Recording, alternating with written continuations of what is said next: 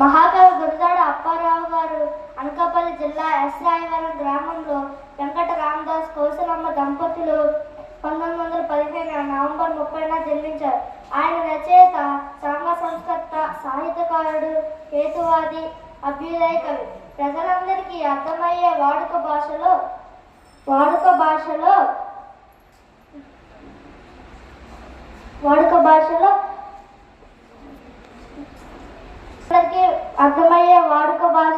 రచనలు చేశారు. వీరు కన్యాశుల్కం నాటకానికి సాహిత్య లోకంలో ప్రత్యేకమైన స్థానం ఉంది.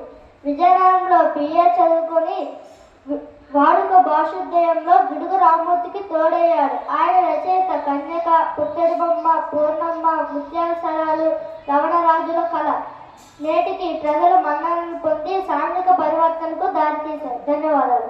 అన్నమాచార్య లేదా అన్నమయ్య నక్కమామ నారాయణేశ్వర్లకు తాళపాక గ్రామంలో రాజంపేటలో జన్మించారు. సాహిత్య చరిత్రలో లభించిన ఆధారాల ప్రకారం మొదటి వాగ్గేయకారుడు అన్నమయ్య శ్రీ వెంకటేశ్వర స్వామిని స్తుతిస్తూ 32,000 పైగా కీర్తనలు, 12 శతకాలు రాశారు. శ్రీ వైష్ణవ సంప్రదాయంలో నమ్మకముందని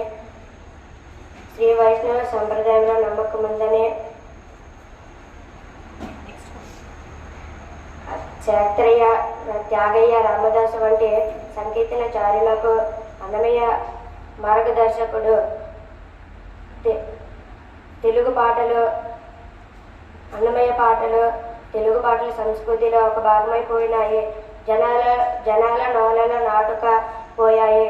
త్యాగయ్య శృంగార మంజరి